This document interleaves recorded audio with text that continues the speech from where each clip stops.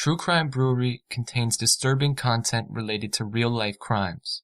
Medical information is opinion based on facts of a crime and should not be interpreted as medical advice or treatment. Listener discretion is advised.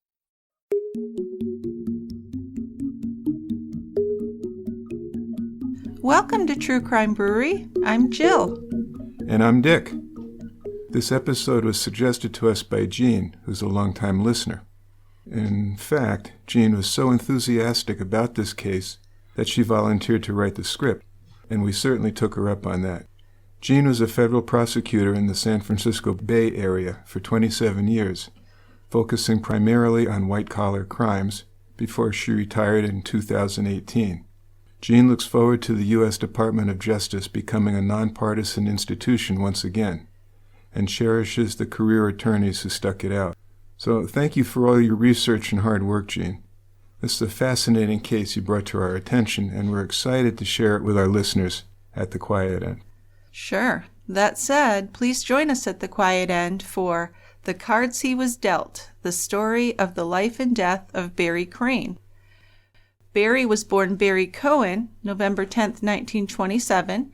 He was a dynamic force from a relatively young age. He entered television during its fledgling years and shaped what our grandparents and parents, and perhaps even some of us, watched religiously from the mid-1950s through the mid-1980s. An accomplishment in itself, Barry was one of the best bridge players in the history of contract bridge, so he was a really gifted man. He certainly was. When we discuss his television career, I think people will be pretty impressed. So on July 5th, 1985, Barry was murdered. His death lay on the books of the LAPD for over 30 years, until just on May 9th, 2019, his alleged killer was arrested. So join us at the quiet end. We're going to discuss the life of Barry Crane, his murder, and now the prosecution of his alleged killer. So what have you got for a beer today, Dick? I have a beer called Sculpin, which is some kind of fish, right? It's an IPA. It's brewed by Ballast Point Brewing Company in San Diego. It's an American IPA, 7% alcohol by volume. This beer's a pretty-looking beer. It's a copper orange color, thick white head, a little bit of lace. Very good aroma, citrus and sort of this bready malt. Nice taste of orange, tangerine, grapefruit, and maybe surprisingly some crusty French bread. This is a fairly complex mouthfeel because you get the individual tastes all kind of coming together.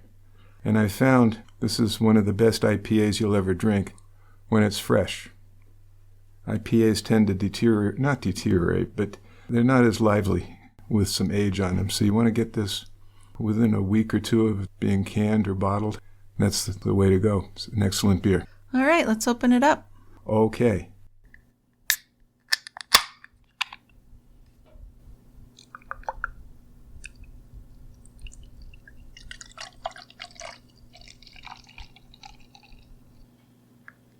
All right, come on over, Dickie, and start this story. We'll be at the quiet end again. That's right. So Barry Crane was born Barry Cohen on November 10th, 1927, to Sylvia and Lou Cohen.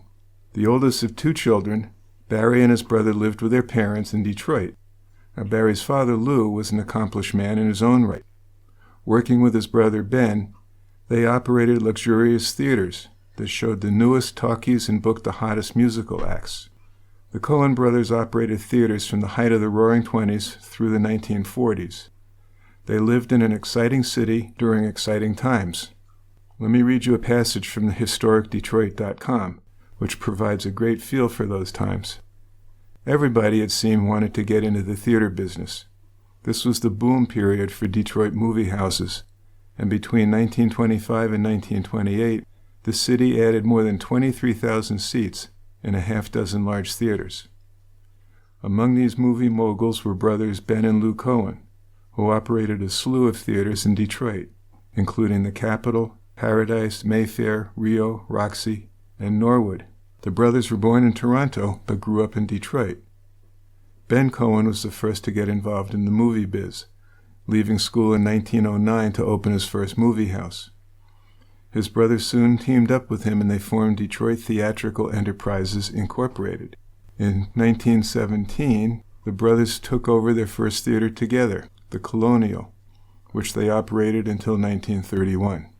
Yeah, so there's no doubt the Coen brothers were ambitious. In 1926, they constructed the Hollywood Theater. Designed by a well-known architect, it was intended to make a statement. This single-screen theater cost $2 million to build, which would be about $26 million in today's money. It would be a monument to entertainment and a theater that will compare very favorably with, if not outshine, any other community theater in America, the Detroit News reported. So once Detroiters bought their tickets, they'd step into this soaring 60-foot-high lobby. An enormous wrought iron chandelier dangled above them, and curving marble staircases flanked either side of the entrance to the auditorium. So these palatial interiors were topped off with marble walls and gilded plasterwork. In keeping with this European atmosphere, guests were greeted by ticket sellers draped in Spanish shawls and doormen and ushers in uniforms laced with black and red. So after they found their seats, patrons would find experts have so arranged the auditorium from orchestra to uppermost balcony seats that every patron had a perfect vision for both the stage and the screen attractions. So they went all out. They did. I mean, it's just, if you're used to going to theaters these days, it's nothing. This one, the 3,436-seat Hollywood, was the second largest when it debuted. Only the 4,038-seat Michigan Theater was larger. So this was like just a whole evening out, right? It was a whole thing, not just the feature itself, but being there. It was an event. Yeah, right? Exactly. And I think it's obvious, but they didn't just show films. There was live entertainment, other performances. It was very posh, very big time. So the Hollywood had been built to compete with the big boys, and it was as opulent as it was gargantuan. Velvet curtains, mirrored niches, and ceilings were covered with large medallions drizzled with gold and shimmering silver. The room was capped by a dome ceiling that soared about 100 feet above the crowd. The walls were largely cut stone. It was simply one of the most beautiful, most comfortable theaters in the universe. So the brothers were profiled by the Kansas City Star. They had really shattered tradition by hiring women to manage their theaters. So these men of business acumen took a chance and they won. For not only was their judgment justified by the results, but the women selected for these positions far excelled the men who had previously run the theaters. Over the next decade, the Coen brothers operated the Lincoln Square Theater, the Colonial Theater, the Roxy, the Mayfair, the Rio, and the New Paradise Hall, all in or nearby Detroit. The theaters featured first-run films such as Kid Comes Back, which was a prize-fighting film, and Start Cheering, a musical comedy starring Jimmy Durante with a cameo by the Three Stooges. Also Bowery at Midnight, a horror film starring Bela Lugosi at the Paradise. Mr. Ace, a film noir starring George Raft at the Roxy. And I Wonder Who's Kissing Her Now, a musical starring June Haver. Also on the Old Spanish Trail, which was a western starring Roy Rogers and Trigger at the Rio. Well, and most of these actors, a lot of people probably haven't heard of them, but these were really big actors back then. Yeah, I think most of them are known. Well, certainly Roy Rogers and Trigger. Sure, but I think most people under 40 probably haven't heard of most of these things. No, I'll give you that, that's for sure. Right. So Lou was this well-rounded man with varied interests, one of which was the card game bridge, and he taught it to his children. He continued to operate his theaters, play bridge, and work on civic projects until he died in 1947 at the age of 53. So Barry was only 20 years old when his dad died.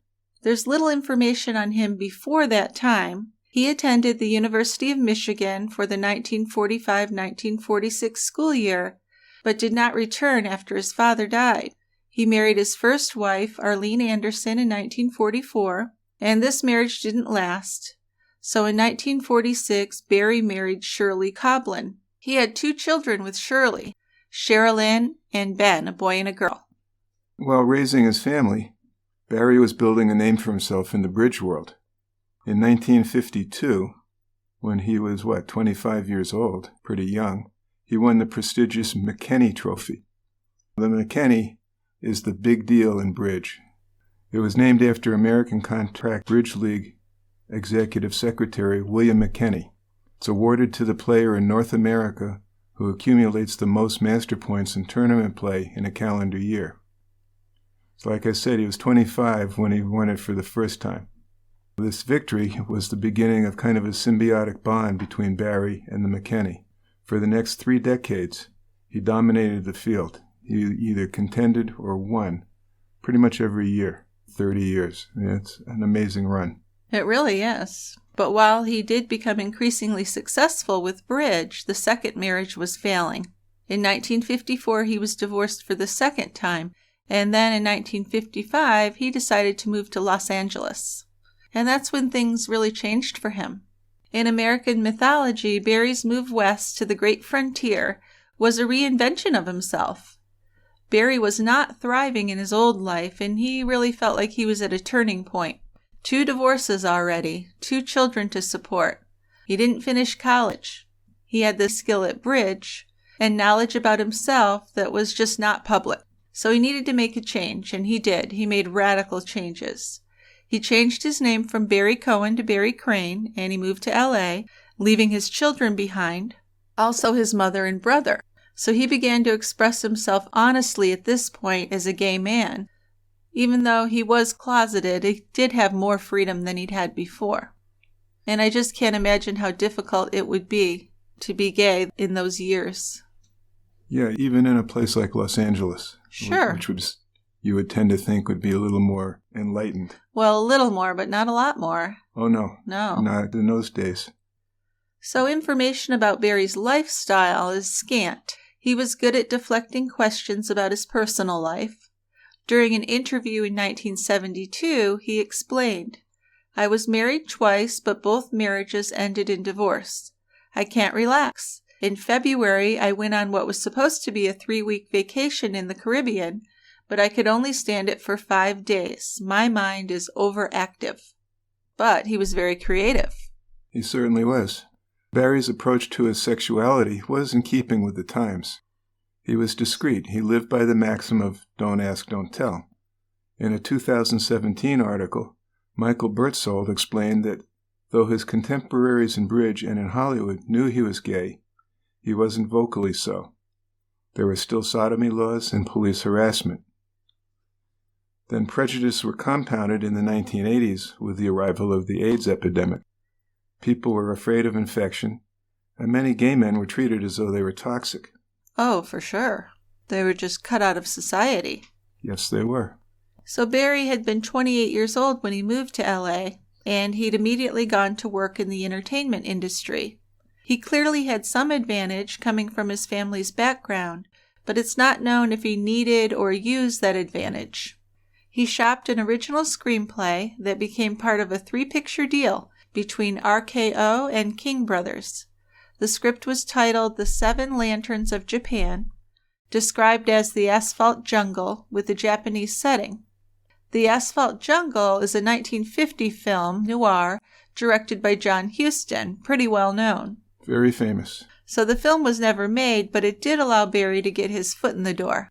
Yeah, and while he did use this script to get wrapped into a film deal, Barry really spent his entire career in Hollywood and television. 1955, when Barry arrived, TV was in its infancy. Only about 20% of the homes in the United States had a television set. Now, Barry started as an assistant director on several television series. The assistant director is the person who tracks the daily progress of the actual filming against the filming production schedule. The assistant director also arranges logistics, such as finding shooting locations. He prepares the daily schedule, checks on the cast and crew, and maintains order on the set. Well, at the time, Westerns and private detective series were really the mainstay of television. Barry worked on Richard Diamond, Private Detective, starring Dick Powell, and Dick Powell's Zane Grey Theater, a Western anthology series that often featured Dick Powell. Also Wanted, Dead or Alive, which was another Western. By the late 1950s, Barry had advanced to production manager. A production manager works with the producer and other staff to choose the script, draw up the budget, and hire the crew and equipment. Also books the shooting locations and during filming makes sure the production runs on schedule as well as on budget. So Barry worked as production manager on several TV series, including Johnny Ringo, which was a Western, and Peter Loves Mary. And this was some married entertainers who leave New York City for life in the small town. That Dick Powell Theater show, the anthology of comedies and dramas, also had stars like Ronald Reagan, Lee Marvin, Milton Berle, and Mickey Rooney.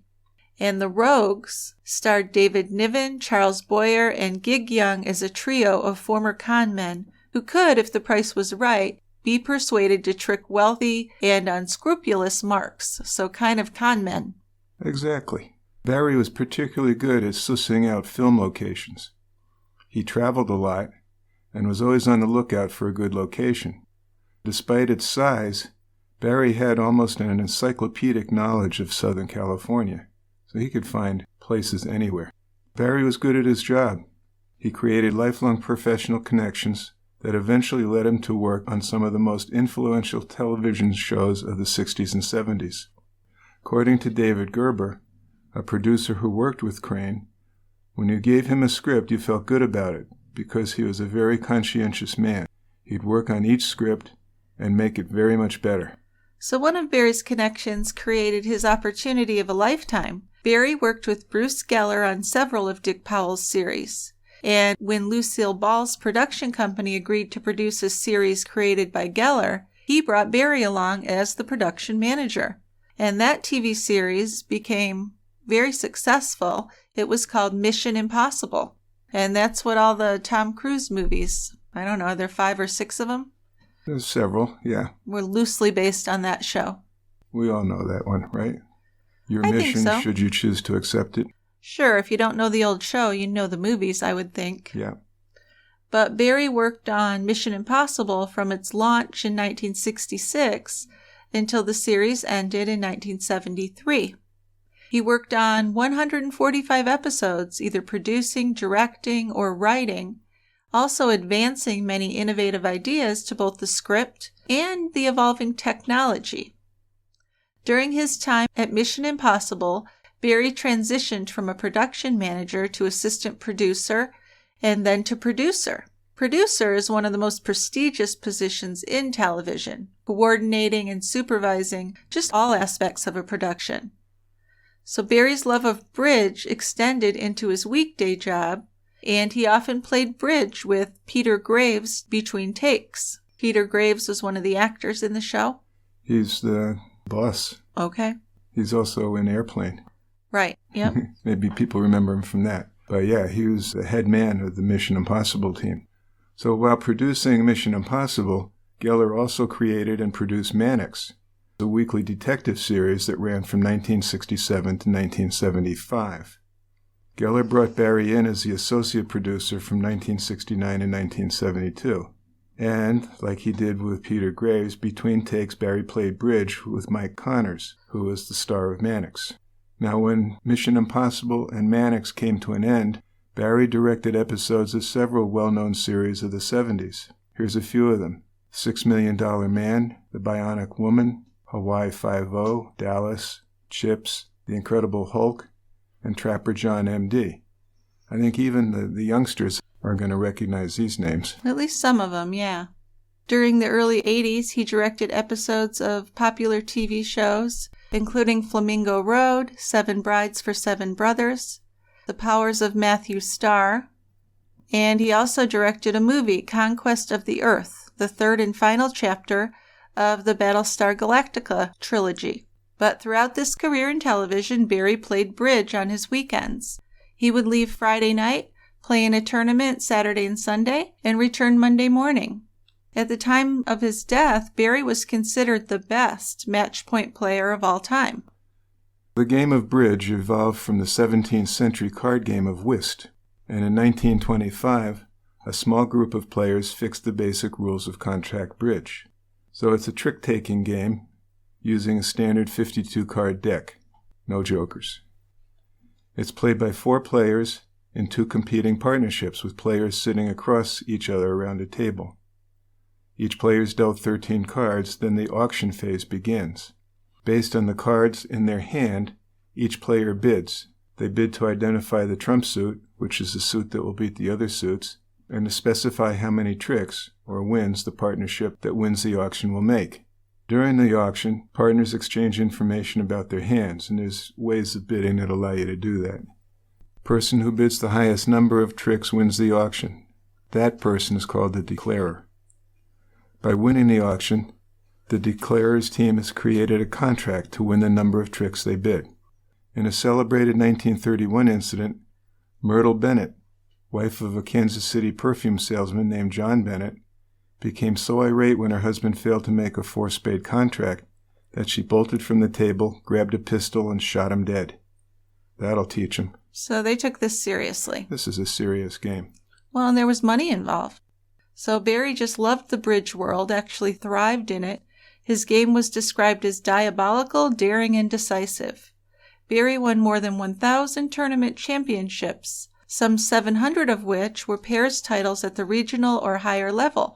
He won 7 U.S. National Open Pairs titles, 3 Master Mixed Teams titles, and 3 Mixed Pairs titles. In 1951, when Barry was just 23, his team finished second in the Vanderbilt knockout teams, and he became an American Contract Bridge League Life Master number 325. In 1978, he and his partner Kerry Sanborn won the World Mixed Pairs title at the 1978 World Championships in New Orleans. Well, Kerry Sanborn was apparently one of Barry's favorite partners. A force in the game, she was the last woman to win the McKenney Trophy in 1974. So she was inducted into the Hall of Fame in 2007. Sanborn joined Barry's team during a 1969 tournament when she was a newcomer. Her newbie status didn't matter to Barry. They got along well because, as Kerry said, I don't make the same mistake twice. And she also said playing with him was like a magic carpet ride. So good, I guess that means. They teamed well together. Barry was clearly a force at tournaments, and to be that good, a player must have a certain set of skills. And Barry had a whole basket of them. He could act brilliantly under intense pressure, he loved the game, and he had an almost magical understanding of the cards. He did have style. People could not be around him for very long without forming a strong opinion. Grant Bayes, who was a great bridge player himself, was not a fan. He described Barry as volatile, mean, narcissistic, vindictive, and petty. Pretty much says it all, huh? Yeah. So after winning his first McKenney Trophy in 1952, he won that title 5 other times. Just doing the math shows the influence Barry wielded over the McKenney race. Barry competed for 30 years, so that's 30 opportunities to win the McKenney. He won first or second place 10 out of the 30 times while playing against a field of thousands of players. To win the McKenney, Barry entered tournaments throughout the United States. Whenever he entered a tournament, it was a news story. Barry was considered an A1 ambassador and publicist for bridge all over North America. No one gave as many interviews to the media in as many different cities and towns. Barry's abilities, his personality, his quirky, and his passion created the equivalent of a 1970s rock star. And he loved that treatment. That's hard to believe. Yeah. Well, It's in certain circles. Those bridge players are pretty racy. I guess so. So, and his influence over the McKenney was legendary. Grant Bayes described Barry as the kingmaker, and Barry clearly took this title seriously. Ken Mozingo, a bridge player who sat on several tournament boards, believed that Barry could capture that race just about any time he chose. But his busy television work cost him even more wins. There was an unwritten rule that if you wanted to win the McKenney, you have to show respect by asking permission from Barry. Wow. And include him on some of your teams. That sounds a little psychotic. Well, it sounds like he's taking it to his head a little bit. Well, yeah, I mean, it was common in those days for very wealthy clients to hire 4 or 5 of the country's best, play lots of team bridge, and then win that trophy. Barry's influence over the annual McKenney race was never more apparent than in 1981, which is just a few years before his murder. While professional players had been part of tournament play for some time, The bridge world was beginning to see wealthy players using their money to win tournaments. Now, you could argue that that person would also have to be a pretty good bridge player. Otherwise, it wouldn't matter how much money was being spent. Yeah, but if you have the money to hire the best teammates, then you definitely have this huge advantage with them. You certainly would.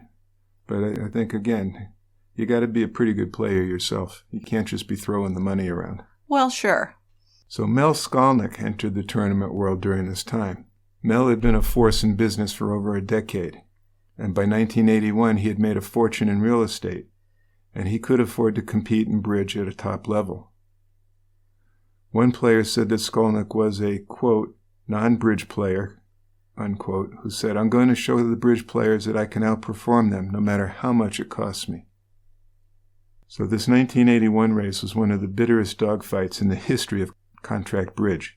Skolnick employed former McKinney winners Soloway and Anderson to oversee the operation. The full list of Skolnick's army was formidable indeed, including world champions and a host of other leading American players. Skolnick himself believed he was thumbing his nose at the elitism and snobism that pervaded bridge. Well, sure, he could thumb his nose at elitism by hiring these top guns, but he did make an error in strategy. He didn't include Barry in the fun. Yeah, and remember, Barry had to be consulted. He's the rock star of bridge. Right, he had to be able to give his permission. So a player remembers that for the first part of the year, Barry was directing TV shows, so he called Mel in May and said, "I'm ready to start playing with you." And Mel told him he had all of his arrangements all ready, but he later said, "I didn't put enough sugar on it." So Barry was furious and really hell-bent on beating Mel in this McKinney race. So it kind of backfired. It did.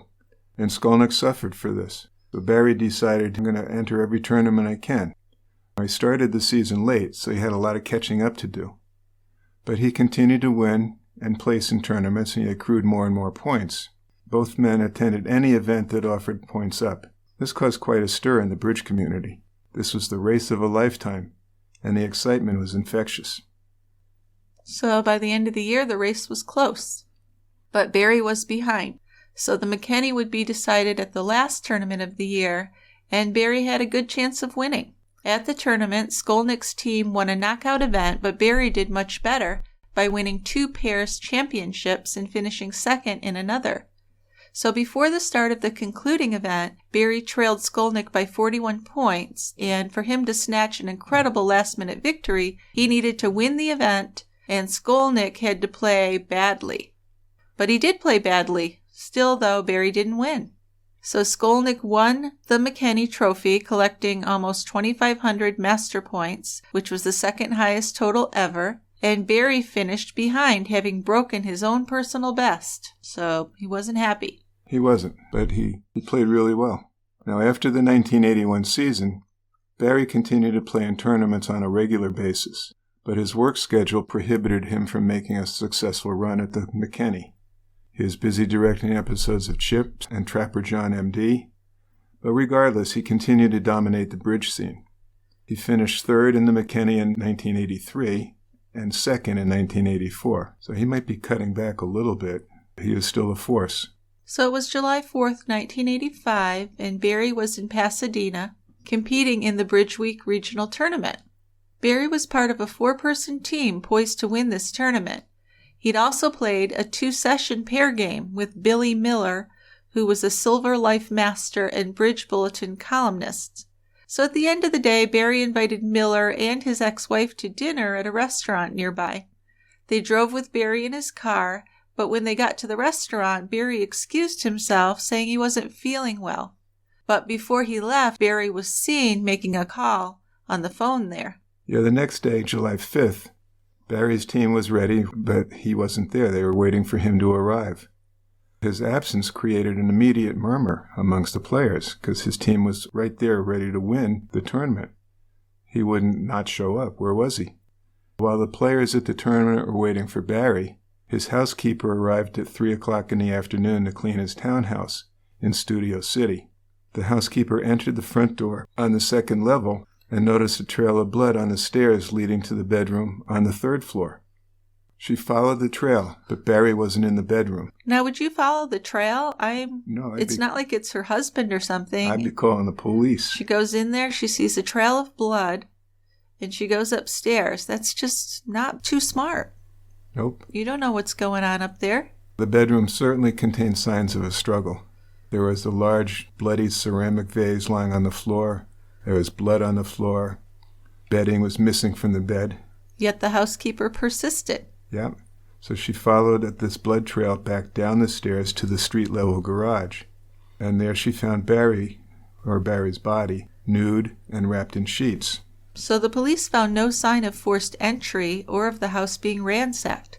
The only missing items they could identify were Barry's wallet and his Cadillac. So based on the blood stains, police believed Barry was killed in his bedroom, and then his body was dragged down to the garage.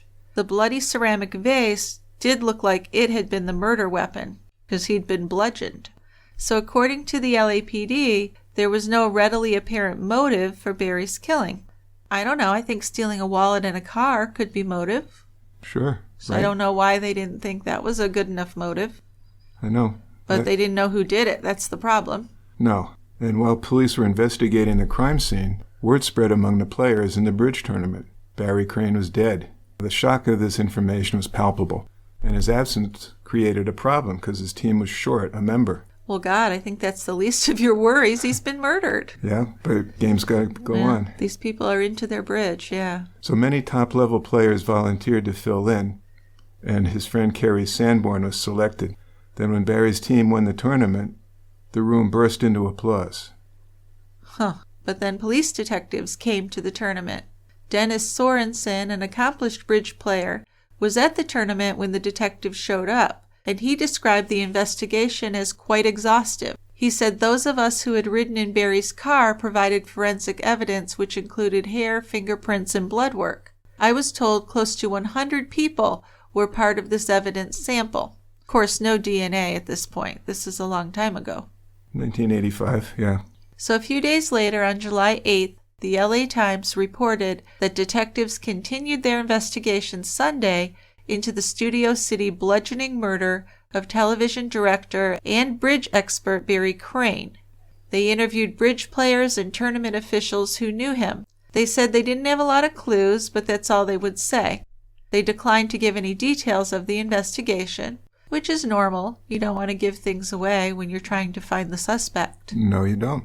But not long after, the LA County Coroner's Office completed Barry's autopsy, and they concluded, not surprisingly, that he had died from blunt force trauma to his head, and they were also going to do toxicology tests. Then on July 10th, Barry's Cadillac was found along a road in Los Padres National Park, west of the town of Gorman on Interstate 5. It's about 60 miles from Barry's home. Now, not disclosed at the time, but eventually reported, police did collect some items of evidence from Barry's car. These included fingerprints, cigarette butts, blood samples, and Barry's gas credit card. So the LA District Attorney's Office reported that Barry had been killed after being bludgeoned with a ceramic statue and then choked with a phone cord. So it really kind of shows maybe some rage. It does. Either rage or like some crazy drug addict. Mm-hmm. So that's where public reports about Barry Crane's death pretty much came to an end. By 1986, news of the investigation just kind of faded out. There was no word from the LAPD on the status of the investigation and no reports from the media. So you have to wonder, was this because he was a gay man? Uh-huh. Wasn't treated as seriously. Just like the AIDS epidemic, that was set aside a long time because it was mostly affecting gay men. Exactly. This is kind of puzzling for the Barry Crane case. Sure. I mean, he was a really gifted man and was well known in multiple circles. And quite wealthy, I would imagine. He did all right. Now, on the day he died, Barry had over 35,000 Masters points in bridge, which is 11,000 more than anyone else. But he was considered the game's Babe Ruth. Groupies even followed him from city to city to watch him play. And in the entertainment industry, Barry worked with dozens of famous people who had financial resources. Yet there was no advocate for Barry. No anniversary articles or billboards or rewards for information. Barry's murder became a closed case very quickly. So I'm imagining he was kind of estranged from his children? That's what I'm picking up here. Yeah, I'm not entirely sure, but I certainly get that undercurrent. They weren't close, at least. No.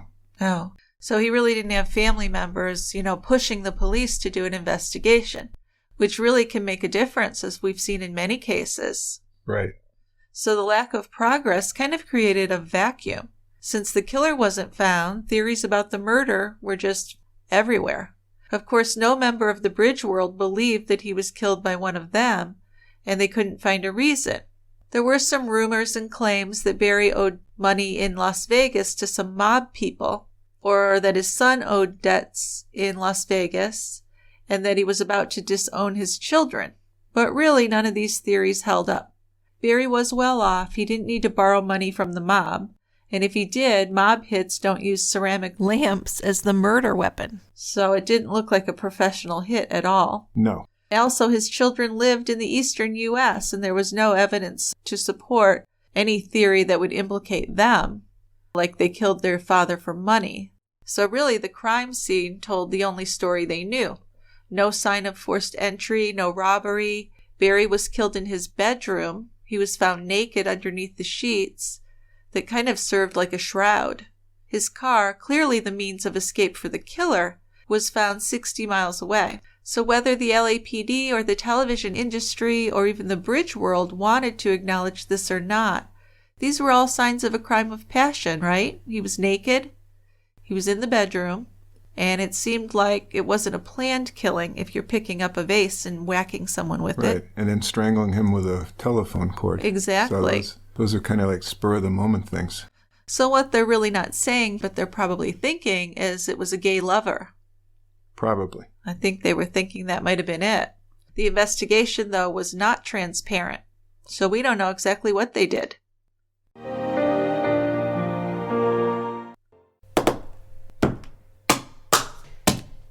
Dick, why are you smashing your headphones to bits? I am just so frustrated listening to ads. Why can't I listen to my favorite podcasts without those annoying ads? Well, I can't help you with other podcasts. However, True Crime Brewery now comes commercial-free for our Tie Grabber members.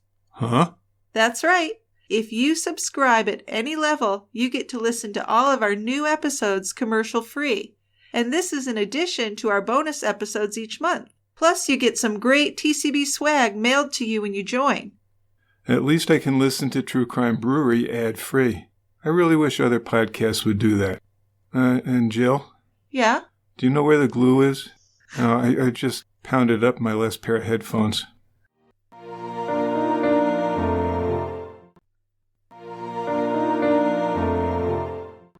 We know it's easy to second-guess any criminal investigation. Only the investigators know the evidence and the possible leads. But investigators are like anyone else. They have limited resources and they have to prioritize their cases. This wasn't the only murder in LA. So they follow leads and they tried to dig up some others. But there was always a nuance that guided the cases that were worked the hardest. In the investigation of Barry's death, a thread really runs through interviews by police of Barry's colleagues that might point to the real reason the investigation had stalled. Yeah, and here we come probably to the crux of the matter. Exactly. Investigating the death of a gay man in the mid-1980s likely faced more complications. As reported by Michael Betzold in DeadlineDetroit.com in 2017, Crane was a closeted gay man in an era where, even for famous people like him, coming out was problematic. Once Barry was killed, his sexuality would no longer be closeted. Detectives would investigate his life, and the secrets of his sexuality might become public. His reputation would be damaged, and by extension, anyone or anything, for example, Bridge, might also be damaged. That's a horrible way to think. Don't like it. Well, but, that kind of thinking was prevalent. It's just the way things were, unfortunately. So at least there's one way that we've made improvements in the world, I feel like. Yeah, in that same article by Betzold, he wrote that, conscious of Crane's legacy and name on the ACBL's most prestigious trophy, the general counsel for the bridge leak said, "We don't need to dig up old dirt that might damage Barry's reputation." And it was very likely that not only Barry's reputation would be affected, but the bridge people's reputation. Really? That's what they're worried about. That seems stupid. Yeah. Well, granted, statements made by the lawyer for the ACBL are not any indicator of the investigator's approach, but in the same story by Betzold, LAPD Detective Thomas Townsend said pretty much the same thing. So here's the problem with this way of thinking. If you don't dig up old dirt, you're not properly investigating the crime, right? You are. Obviously. Right. I mean, dirt leads to evidence. In the 1980s, it was still very shameful to be gay, if not criminal. So compound this shame with the theory that Barry was brutally murdered by a male lover. This line of inquiry really made people uncomfortable.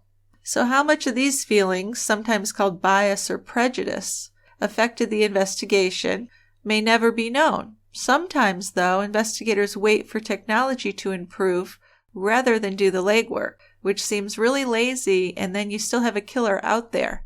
So it's certainly not the best way to handle things. It is not. But like I said, it's positive that time has passed and attitudes have changed. And also the technology for the investigation, of course, improved. So nothing really happened for, 20 years? At least 20 years. Yeah, in 2006. And then more importantly, in 2018, LAPD detective from the Robbery Homicide Division requested that evidence, including fingerprints, be retested. Because in early May 2018, a fingerprint specialist contacted that detective to tell him that there is a new forensic technique that might allow them to extract fingerprints from the steering wheel of Barry's Cadillac. And they did that. So in early July, the specialist was able to match one of the fingerprints to set on the automated fingerprint identifying system. The prints belonged to a 51-year-old man named Edwin Hyatt. This is like, who?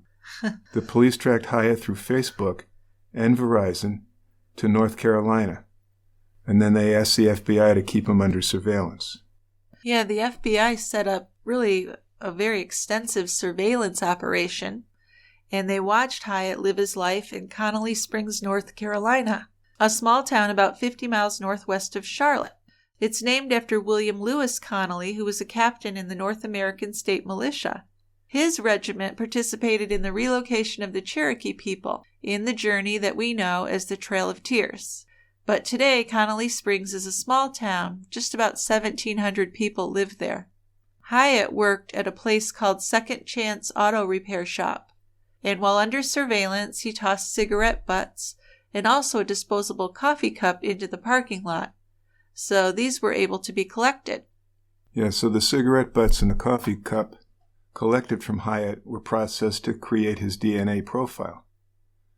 And then cigarette butts found in Barry's car after his murder were used to create a DNA profile of the killer. Then on January 14th, 2019, it was announced that the two samples matched. So that's kind of miraculous. I would think that they'd just given amazed. up. Yeah. I mean, not only that they still had those cigarette butts, but they were able to get DNA off of them. Right, right. I mean, that's just amazing. It is. Less than 2 months later, LAPD detectives traveled to North Carolina and interviewed him. Now, I don't know why they waited that long. I don't know why they just didn't go and arrest him at that point. But according to the LAPD press release, he had now admitted to killing Barry Crane. So it'll be interesting to see and hear what Hyatt said to the LAPD detectives because when he was led into court, he told reporters a totally different story. He told the local TV station that he didn't remember Crane's name until it was told to him, and he had no memory of what had occurred so long ago, except for bits and pieces that were brought back to me just by suggestion. Yeah, he said, "I don't remember anything, y'all. I wish I could remember. A lot of things may have happened, just little bits and pieces. I don't have too much information. I don't know any more than y'all know. I do recall there was times I was taking drugs." So is he saying there he could have killed him, but doesn't remember it? It's possible. He might have been into drugs at the time and just his memory didn't work for him. Yeah, but this wasn't someone who was not in his right mind at all. There was an effort to hide things. Right. But he didn't recognize Barry from the picture he was shown. He said he'd lived a different life today and thanked God for the miracles he's given me. So he's saying he's a changed man, which would not absolve him of murder, of course. No, it would not. The public record of Edwin Hyatt's life starts when he was arrested for the murder of Barry Crane. Now, at the time Barry was murdered, he was 57 years old, and Hyatt was 18. So that also lends some credence to Barry picking him up for companionship. Was he a gay man, Hyatt? We're not told specifically. But he never admitted to having sex with Barry. He can't remember. Okay, and there's a lot we still don't know. No, there isn't. Well, after Barry's murder, Hyatt seems to have spent most of his life as kind of a drifter. He was caught with a stolen car in Utah in 1985. In 1997, Hyatt was arrested when he beat his former wife. He actually choked her until she vomited, and then he threatened to burn her house down. So super nice guy. That was when Hyatt's fingerprints were put into the system. In 2013, Hyatt ended up in Connolly Springs, and he worked for Turning Leaf Tree Service until he had an accident. And in 2014, he started volunteering at the Oak Sweeten Creek Assisted Living Center. Yeah, and at some point, Hyatt became a born-again Christian, which is a kind of a classic way to mitigate one's guilt for a very bad act. Well, yes. He became active in church life in North Carolina after settling down there, and he went about his life pretty quietly until he was arrested in 2019. Well, I have to think that he does remember doing it. I don't buy that line. So I'm thinking he must have thought he'd gotten away with it. It's been years and years. Must have been quite a shock for him. It must have been, because you certainly would remember that you killed somebody. Absolutely. When word of Hyatt's arrest spread, his neighbors and coworkers were quite shocked because he was this kind of nice neighbor next door. No one suspected him of being a bad guy. A co-worker named Dee Hall believed that Hyatt was a generous and peaceful man who wouldn't hurt anybody, not even a flea. Another person who knew Hyatt, Ernest Ward, remembers that when he first saw him, he was actually known as the guy that carried the cross across the country. He drug the cross for a long time, and I seen him going up the road with the cross. He said, he helps an awful lot of people. He cares about a lot of people. He does things in the name of Jesus. He believes wholeheartedly in it. He would tell me about his past and drugs and drinking and stuff like that, and how he was so thankful that God delivered him from all that. He said that Hyatt was a nice character. And that might be true at this point, but he certainly had some demons in his past. Yes, he does. And he might have shared some of that story with some of the townspeople. What story? That he killed somebody. Okay. I thought they all thought he was a good guy. Well, let me tell you a couple other things. First, Mr. Ward said, I think very highly of him. I'll let you know that. I care about him as a person here.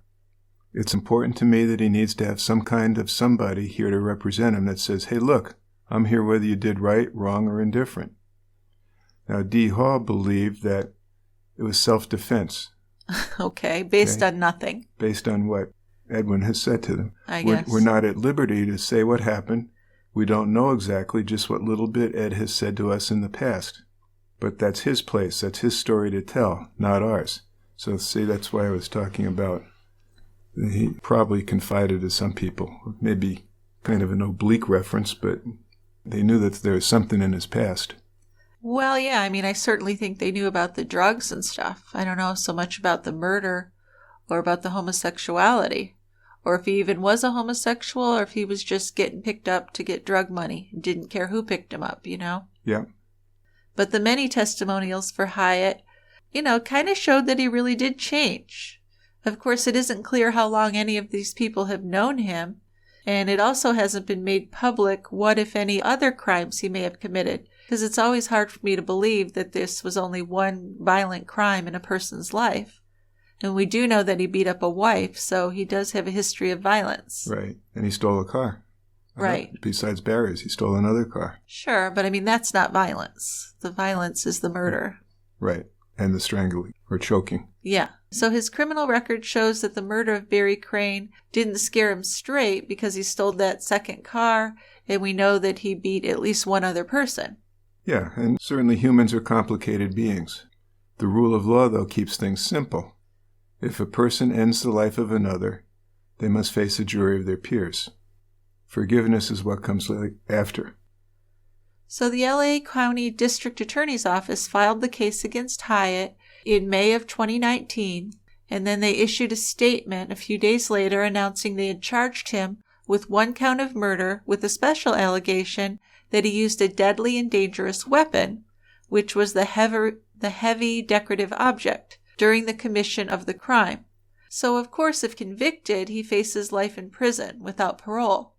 Yeah, after he was arrested in Connolly Springs, Hyatt appeared in court for his initial appearance arraignment on May 9, 2019. So, as with every criminal case, the court must determine whether Hyatt is the person identified in the charging document. He didn't deny who he was.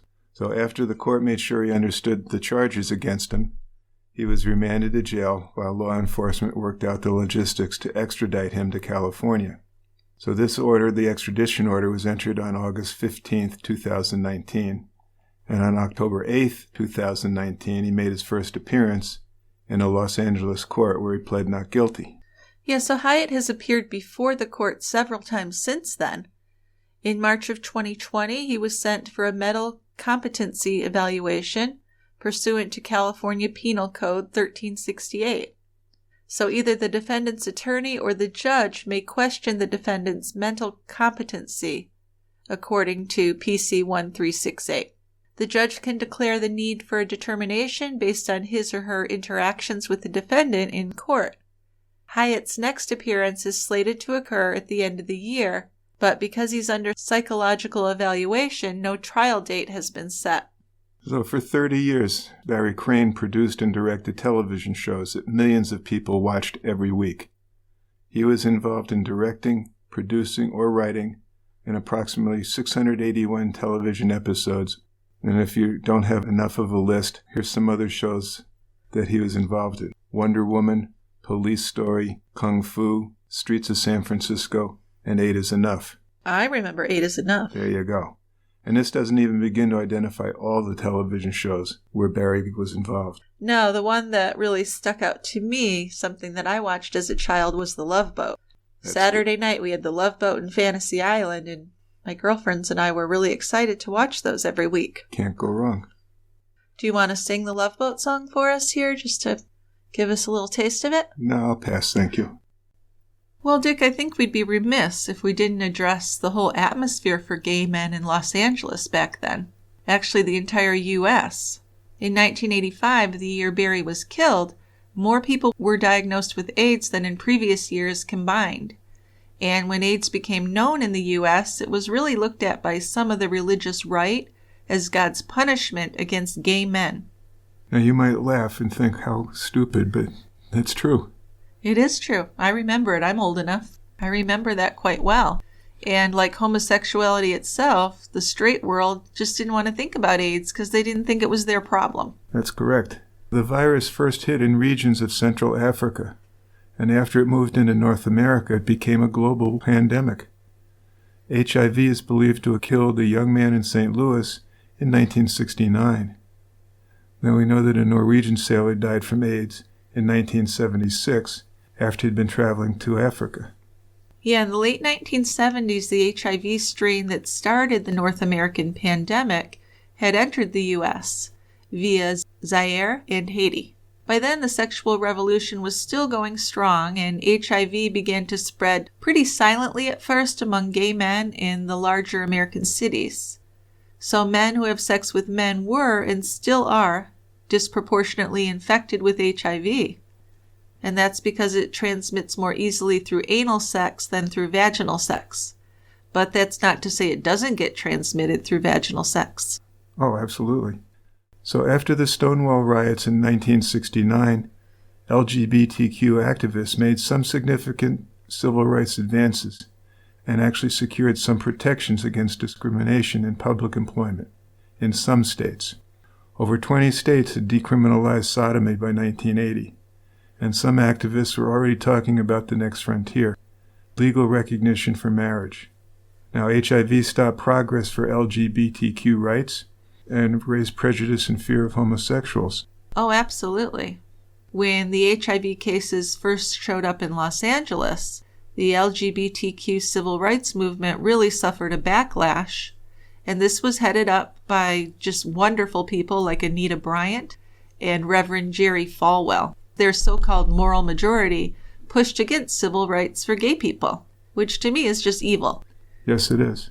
Now, before we continue on with this, let me just mention there's an excellent book on AIDS and HIV epidemic written by Randy Schultz called The Band Played On. Yes. A fascinating book. It was actually made into like a mini-series on, I think, HBO a few years back as well. Imagine being a gay man back then and all your friends are dying and nobody cares. Yeah. It's awful. In 1980, evangelical Christian leaders presented a petition to President Jimmy Carter demanding a halt to the advance of gay rights.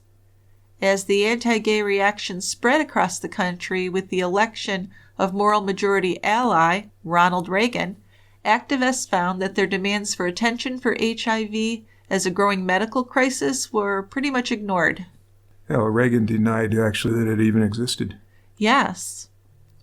More than a dozen states repealed sodomy bans in the 1970s, and just 2 jurisdictions decriminalized sodomy in the 80s. So really, the tide had turned against them, if it had ever not been. Yeah, right. According to an October 2018 article that I read from NBC News, Ronald Reagan's press secretary, Larry Speaks, actually laughed when he was asked whether the president was tracking the spread of AIDS in the country. That was in 1982. And it really wasn't until 1985 when Reagan publicly even said the word AIDS. And that was when over 12,000 Americans had died, and now they were realizing that the virus was spreading through hemophiliac populations and also injection drug users. So it wasn't just the gay guys anymore, so he thought he'd give it some attention at that point. And another person who is significant at this time was Dr. Tony Fauci, who we are all familiar with right now with the coronavirus. Yes. He was significant in evaluating and working on the HIV virus. Absolutely. And we don't have a vaccine for AIDS. There is some really good treatments now, though. You can live with AIDS. But yeah, there's no treatments because the virus mutates itself easily. So they were, at least so far, have not been able to make an effective vaccine.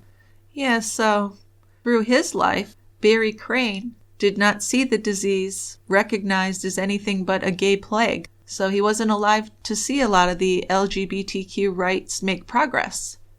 And he died still basically living in the closet. Being gay in the 80s meant really being isolated from his true identity. As a TV producer, he had to be acutely aware that there were no gay characters in his TV shows. And no men on TV ever hugged or held hands or kissed each other.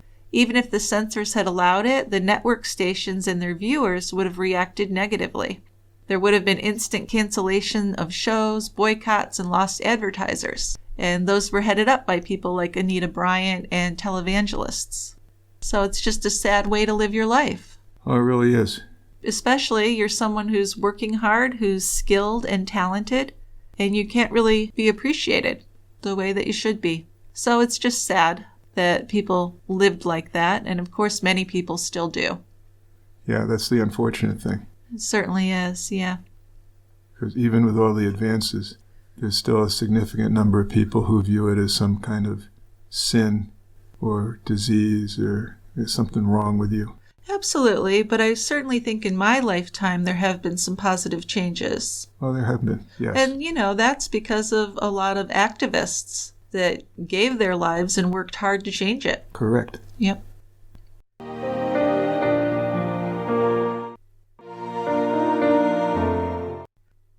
In the bridge world, Barry Crane is an enduring legacy. From 1968 until 6 years after he died, 23 years, he led the world in Masterpoint rankings. Fittingly, after his death, the McKenney Trophy was renamed the Barry Crane Top 500, so that's nice. And he was inducted into the ACBL Hall of Fame in 1995. So let's end with one player's memory of Barry. It's an honor to be remembered by your opponents after the battles are done and the campfire lit. I still have the newspaper cutting from the LA Times concerning Barry's death and my winning some other event. I was with Lyle Peake the day after. We were having coffee and Lyle was sewing a black rhinestone armband to wear in honor of Barry. We lost the rhinestone cowboy way too early. He was of a gentle heart. So there were some people who appreciated and loved him. That's nice. It is nice. So the sources for this case are just numerous. Jeane put a lot of work into this. I tell you. So I'll try and share those in the show notes, but I'm not going to list them now. There are too many. TCB's music was written and produced by Tristan Capel. If you enjoy our show, please consider leaving us a review on iTunes or wherever it is that you listen. And before we get into feedback, I just want to remind you about the TCB merch. We've got Christmas coming right up, so if you're looking for a gift or a stocking stuffer, you can check out our TCB store at tiegrabber.com. The hoodies are very popular, and I would recommend those because it's getting chilly out and they're very nice. I like the lightweight one. Also, we're in partnership with TeePublic, so the prices are really very reasonable and good quality. I mean, everyone in our house has one of these sweatshirts, and we love them. So Dick has some feedback for us. What have you got, Dick? I have some emails today. I got 3 emails. I couldn't talk anybody into leaving us a voicemail. Yeah, we're waiting for those. But, they come in bunches, it seems do. like. We get a bunch, then we play a couple of them, and then we wait, and then we get a bunch a few weeks later. So yeah, we get clumps. We do, but the emails are always coming in. So you go ahead and read our first case suggestion from Sandy. This is from Sandy. She says, if you haven't done it before, I'd like to recommend the case of the murder of Miriam Illis in Williamsport, Pennsylvania in January of 1999.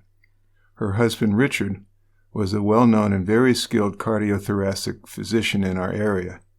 I was working at the hospital at the time, and although it took 4 long years for the case to be proven, from the beginning, everyone in the county thought he was the killer. There are many good beers produced here in Pennsylvania, and some right here in Williamsport. I do love your podcast, but would humbly suggest you have a professional write your commercials. Sandy! Cheers, Sandy. Well, I guess she's referring to our commercial about the ads. Right, the subscribing as a tie grabber and getting ad-free episodes. Yeah. Which are purposely hokey. Yeah, we certainly, if we wanted a polished ad, we would have a professional write it. Yes, we're well aware they're not polished. But intentionally so. Well, it's the best we can do, too, but yes. Yeah, so on the night of January 15th, 1999, Miriam Illis was talking on the phone with a friend. There was a shot fired through a window, pierced her heart, and killed her pretty much instantly. And this was a difficult, convoluted case that took 4 years to solve. And Sandy's already told us that we know who the guilty party is. Yeah, we have seen either 48 hours or a Dateline on this case. I'm a little bit familiar with it.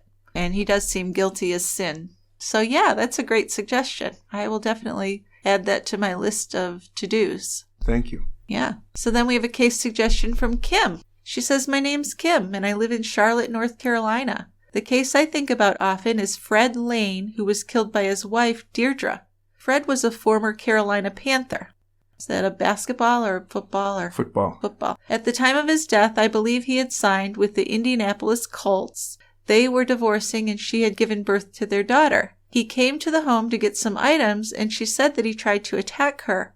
The investigation also showed where Deirdre and her brother had been involved with bank robberies and just stealing with a bank employee. She and her brother, I believe, had been coddled by their parents. Neither one had jobs, but were living luxury lifestyles. I know that she's out now, but I'm not sure about her brother. She tried to work at a children's day camp, and people were not happy. I know that Mr. Lane, Fred's father, was very involved with the case. I haven't heard anything about him since she was sentenced.